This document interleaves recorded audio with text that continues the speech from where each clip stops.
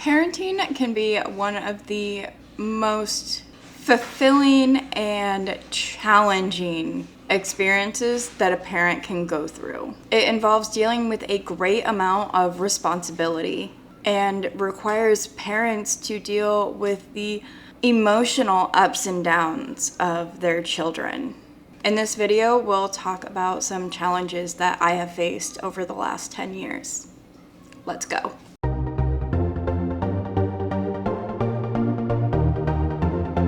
Hi everyone, welcome back to my channel. My name is Brandy. Let's get into some of the challenges that I faced, including tantrums, sleepless nights, and sibling rivalry.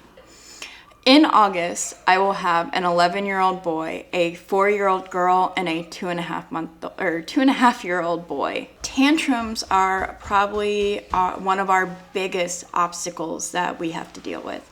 Especially if our children are tired, especially the younger two. Our daughter gets very emotional when she's tired, and our soon-to-be 2.5-year-old, he is emotional to begin with. And sometimes we just have to let them cry it out. Sometimes we just have to let them cry themselves to sleep.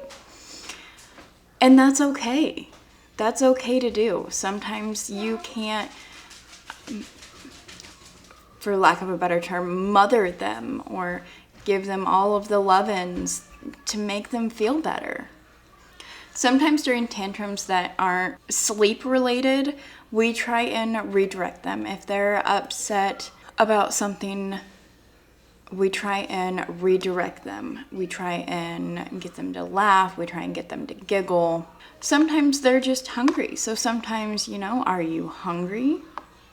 And our daughter will go, and we'll, offer her some things. And then she finally finds what she wants and her tantrum's over. Kids throw lots of tantrums. Sometimes it is very, very frustrating when they throw tantrums. Another thing about having two small children, my children are just under 18 months apart. I feel like I haven't slept in like 4 years. About the time we got our daughter to sleep through the night, our son was born. And then when she hit 3, we worked on potty training. So she'd wake up in the night and need to go potty. Our youngest son has never slept through the night, ever. He is still, to this day, last night I think he was up 5 times. Granted, those times are not long. Sometimes it's 2 minutes, sometimes it's 3 minutes. But he still gets up, which means we get up with him.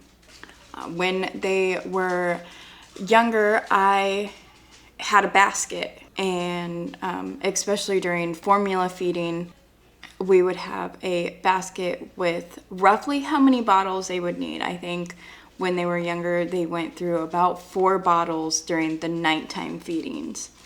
And I would get the bottles and fill them with the water. And then I'd get like Tupperware containers, like the little ones.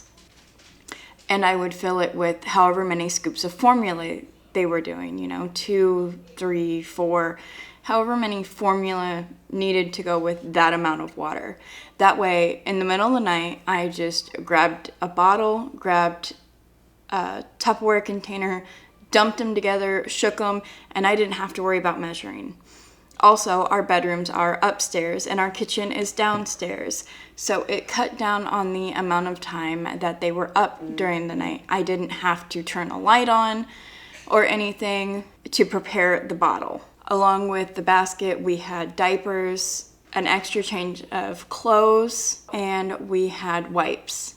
One of my favorite lights that I have bought, the kids have a little night light and it's in the shape of an egg, but it is one of my favorite night lights. It lasts forever, real easy to turn on and off if I did need a light for any reason. Say I did need to change our youngest in the middle of the night, I could turn that light on, be able to see what I'm doing, and then hurry up and shut it off.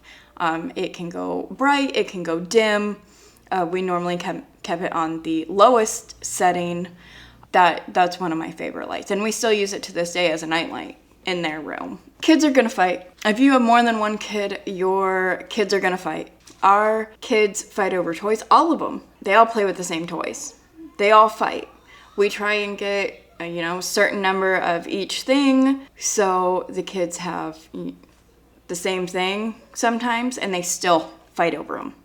But that one's mine. But that one's his.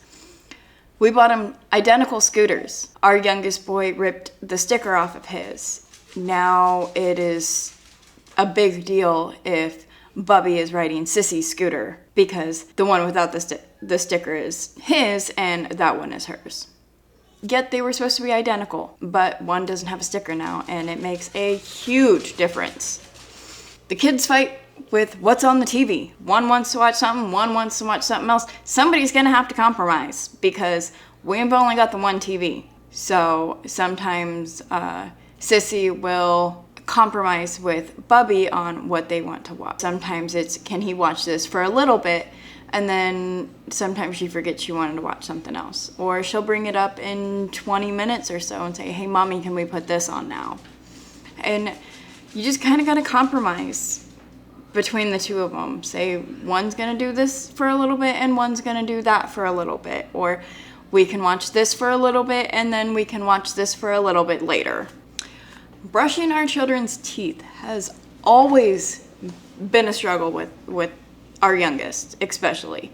Our daughter, not so much. It takes both of us, because somebody's got to hold him and somebody's got to brush. It is probably one of the things that irritates me the most out of my day, is getting ready for bed and trying to brush that kid's teeth.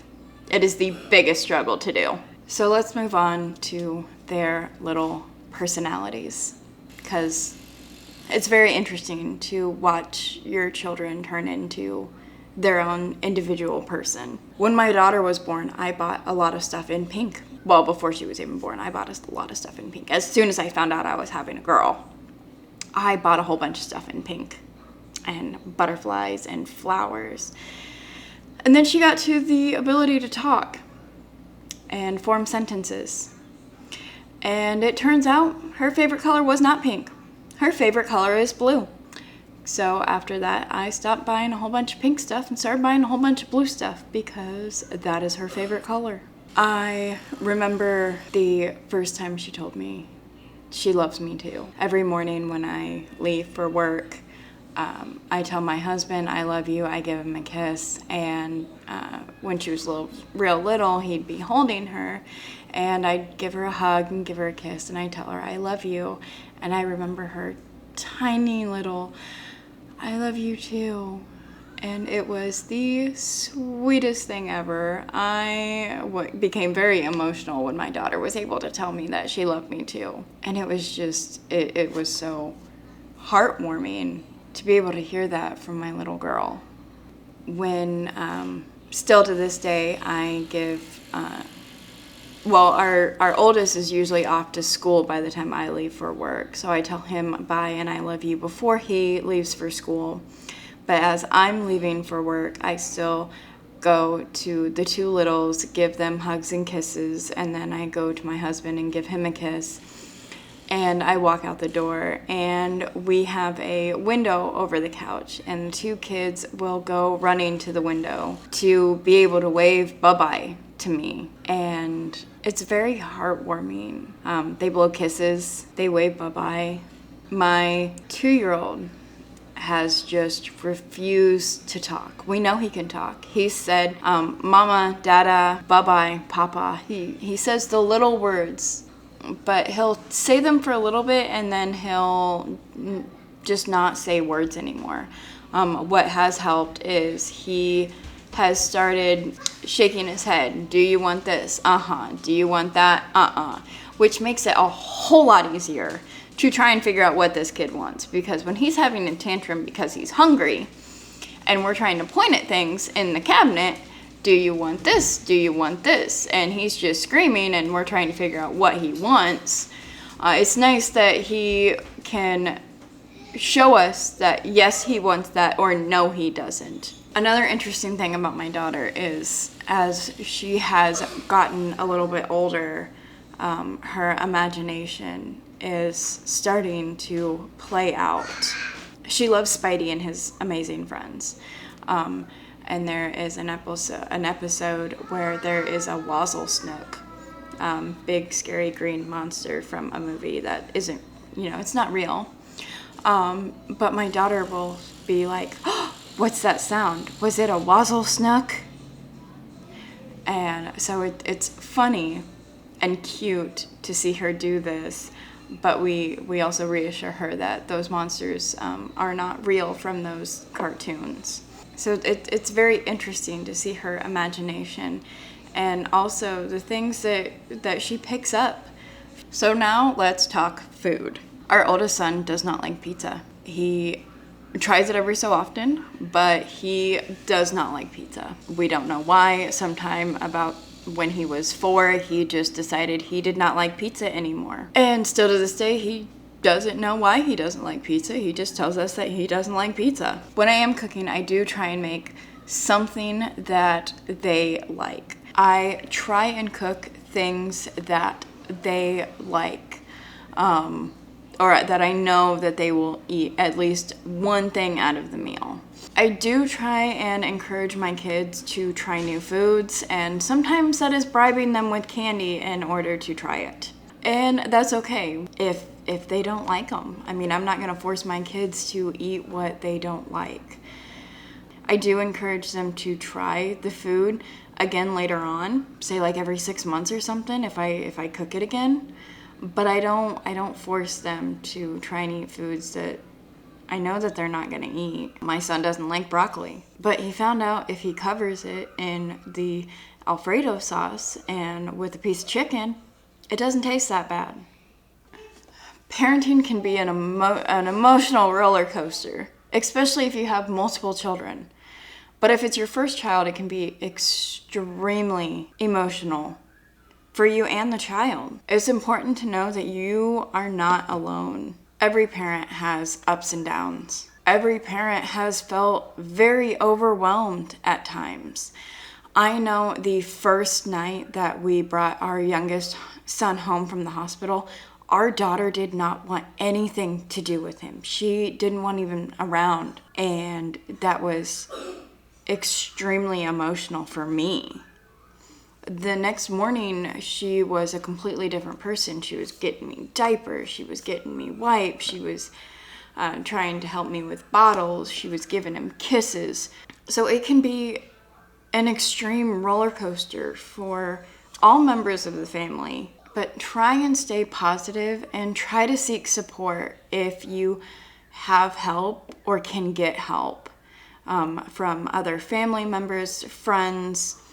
If you need somebody to reach out to, feel free to reach out to me if you're feeling overwhelmed and need to talk. If you enjoyed this video and found it helpful in any way, please like and subscribe for more parenting tips, entrepreneurship, and time management help. Thanks for watching.